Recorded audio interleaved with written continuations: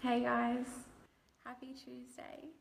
I know not many people are going to be on at this time of day, but I kind of did that intentionally because I really wanted to just jump on and have a stream of consciousness for this Facebook Live today. And I am so excited to be chatting about this topic. It's something that I have like a real passion for, and I feel is really like one of my key areas, or my one of my purposes for being here on this planet. And this is one of the first lives where I've actually got a little bit of like, not apprehension, but maybe just a little bit of like butterflies, just because I have so much to say on this topic, and it's so deeply a part of my story and a part of who I am and a part of the work that I want to do in the world, that I just, not that I'm putting pressure on myself, but I just want it to all come through. I really want it to all come through, and I want it to come through in a way that resonates. So whether you're on live now, if you're on, just jump on and say hello. If you're watching the replay, I really just comment if this resonates or speaks to you, and just let me know what you think. But I wanted to chat about vulnerability, and this is in the wake of a few messages that I've been getting, or just like I guess this ongoing conversation that happens between me and you guys, and me and a lot of other people, my friends and my family. And it's this idea of vulnerability. And a question I get asked a lot is, how can you open up so freely to your tribe? Like, whether it's sharing on Instagram, whether it's sharing an email, whether it's sharing on Facebook Live like this, how can you be so open and so vulnerable with your tribe? And the reason that I can be, and what I wanted to talk to you guys about today, is because I know what it's like to cover up. And for a very long time, I wasn't vulnerable. For a very long time, I walked around with this mask on, and I actually led what I call now a double life. Like, there was this real split between who the world saw me as and who I thought I was. And there were these two sides to me, and I was terrified for so long of letting people see who I really was. And I think I projected all of these personas, whether it was, you know, being the high achiever or the good girl at school and getting great grades and doing all the extracurriculars under the sun, or whether it was, you know, the girl I was on the weekends who was going out and just like wildly confident and insanely just up for anything. And it was all just bravado, and it was all just projections of these like facades and these fake personalities. And that's not to say that they weren't a part of who I am. They are, and I believe that we're all multifaceted beings. And it's just, you know, how much we choose to show the world and what face we choose to show the world. And what really struck me about that time is that I got exhausted. Like, I got so exhausted pretending to be different people in different scenarios. Like, I would literally sit at home before I went out to any social event, before I went to school, before I went and hung out with a guy that I was sleeping with, and not rehearse, but definitely like consciously thought about who I needed to be for this situation. Who do I need to be in order for them to like me? Who do I need to be in order to fit in here? Who do I need to be in order to give them what they want in this situation? That was especially common when I was hooking up with guys. What do they need from me? What do they want, and what do they need from me? What do they expect me to be? And then I would shape and I would bring out the sides of myself that I felt were in alignment with that. And it was exhausting because I had to constantly remember and think about what situation I was going into and who I needed to be for that situation. And meanwhile, I was getting further and further disconnected from my own truth, and further, I was moving further and further away from who I really was, to the point where I didn't actually know who I was anymore. And I think part of being a teenager and a young adult is figuring out who you are and creating who you want to be. But this for me was just this intense detachment from who I really was. What did I enjoy? Like, what did I want out of my life? Like, what did I love doing? There was just all these questions that I didn't know the answers to because I was so busy being who everyone else wanted me to be. And that's like a whole nother topic altogether. But let's come back to this idea of vulnerability, because this especially came up for me when I sent an email out a couple of months ago now, where I told my story, and I talked about, you know, it was entitled What Really Happened. And I talked about growing up with a father who had manic depression and bipolar. I talked about being in an abusive relationship from the ages of 17 through to 21. I talked about falling pregnant and having an abortion. I talked about struggling through depression and anxiety. I talked about having my relapse into depression last year. I talked about working in a strip club for a night. I really let rip, and I really let out all of these things that had happened in my past. And there's this voice in your head, and this is what I think prevents so many of us from actually opening up and being vulnerable with one another and with ourselves. Is that there's this voice in our head that tells us that if people saw who we really were, if people knew what we were really thinking, if people knew what we'd done, what we'd been through, who we were at our core, that they would go running in the other direction. And it's this lie that our ego tells us that if we open up, it will push people away. And the irony of that and the truth of that is that it's completely the opposite. And what I found was that when I sent that email, and every time I open up, whether it's on here, whether it's in email, whether it's in an Instagram post, I get these responses, and the majority of them, the overwhelming majority of them, are me too. And thank you so much for sharing that. I thought I was alone. I thought I was the only one. That's been my experience as well, and I'm so glad that you actually said something, because I felt like I was by myself over here. And what happens in the wake of that vulnerability is this beautiful connection. And it's so funny, because I see this with so many of my clients, and I see this with so many of my friends, is that we're all craving this connection. We're all craving this connection to ourselves and this deeper connection with the people around us. But in order to experience that, we have to let go of all these things standing in the way. And what's standing in the way are these facades that we're putting up. And all of the connection, the deep, powerful, meaningful connection that we're craving, is on the other side of vulnerability. And it's on the other side of that voice in your head telling you that if you show people who you are, then they'll go running in the other direction. Because the truth of the matter is, we all have light and shadow within us. We all have the darkness, right?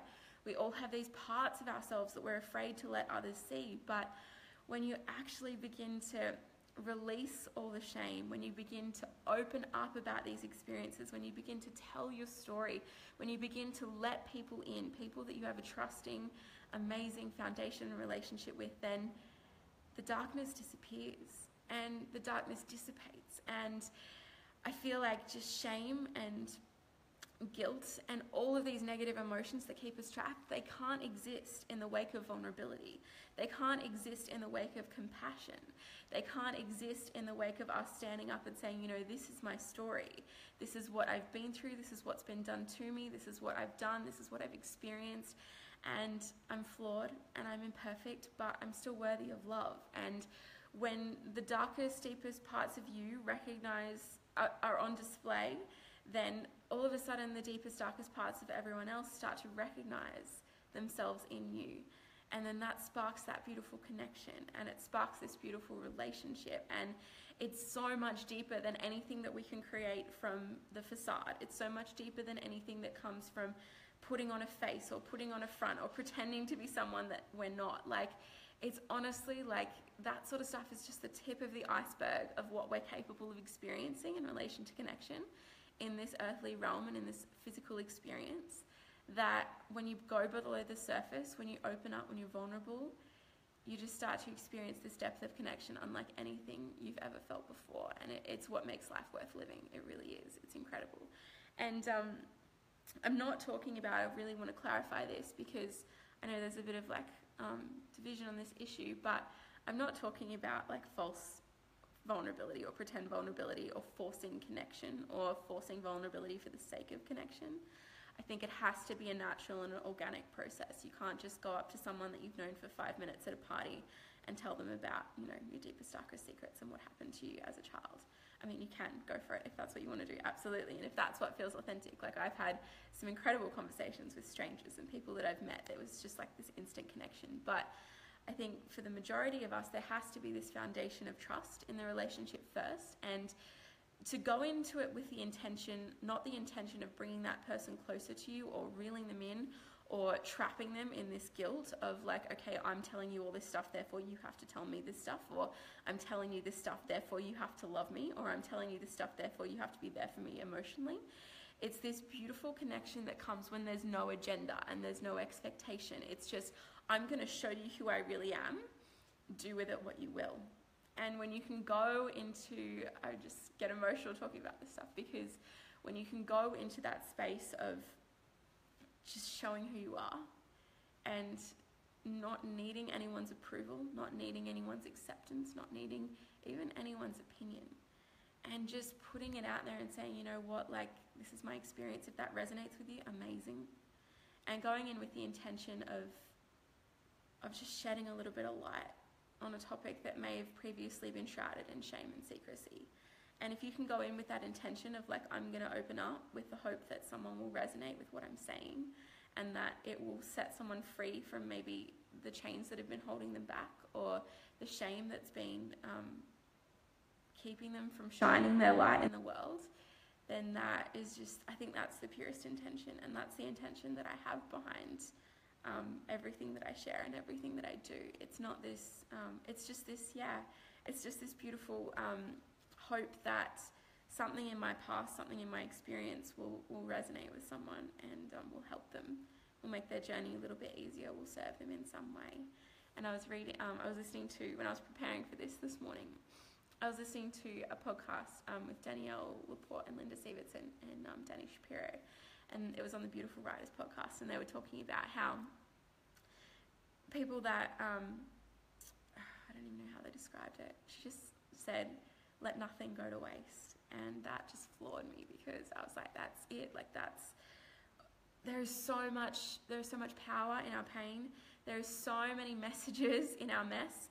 And, you know, I feel like in the deepest, darkest times of our lives, or parts of ourselves, that's where the wisdom is. Like, there's so much to be learnt from joy. There is so much to be learnt from happiness. And this is like the journey that I'm on at the moment. There's so much to learn up here, and it's beautiful and amazing. But there is also so much to be learnt in darkness and pain, and there is so much to be learnt from being in that place of rising from the ashes, and of turning that that downfall into your reckoning. And there is so much beauty there, and there is so much beauty in the breakthrough of that. And when we can actually tap into that by opening up and sharing about our stories, whether it's something, you know, that we've kept hidden for a really long time, whether it's something that we are just afraid to tell people about because our ego is telling us that if they knew this about us, they would go running in the other direction. When you actually just silence that voice in your head and say, you know what, I'm going to share this anyway, because this is really important to me. This is a part of who I am. It might not be who I am anymore, but it's who I was. It might not be something that I'm proud of, but it's what I did. And when we just show those parts of ourselves, the darker parts, like there's so much beauty in that, and there's so much to be learned from that. And yeah, this is something that's been instrumental in my journey, because for so long, yeah, like I said, for so long, I hid those parts of myself away, and I was so convinced, my ego had me so convinced that if people knew that I'd had an abortion, if people knew that I was in an abusive relationship, if people knew that you know, I used to go on dates with sugar daddies, then they would disown me. You know, they would go running in the other direction. And the reality is that it's facilitated some of the most beautiful relationships that I have in my life, because you know, none of us are perfect, and none of us are all light. We all have that part of ourselves. And when we can open up to let others see it, it's just, yeah, it just makes it a world of difference. And that's why we're here. Like, we're here to make those connections. We're here to be vulnerable. So yeah, I hope this was helpful, as with everything, absolutely everything that I do. I have so much to say on this topic, and I doubt this will be the last live or the last piece of content I create around it, but I really just hope this encourages you, just whatever it is, whatever's on your heart, whatever shame or secrecy or anything that you've had, that you've been carrying around in your past, whatever it is. I just pray that this gives you the courage and the strength to let it go, and to let people in, whether it's sharing your story in a blog post, whether it's posting about it on Instagram, whether it's just like telling a few of your closest friends. Whatever it is, like, I promise that the connection that you're craving is on the other side of that vulnerability. And the people that are meant to be in your life, and the people that love you and that really care about you, they'll be the ones that draw closer in the wake of that. So yeah, I love you guys so much. Bye.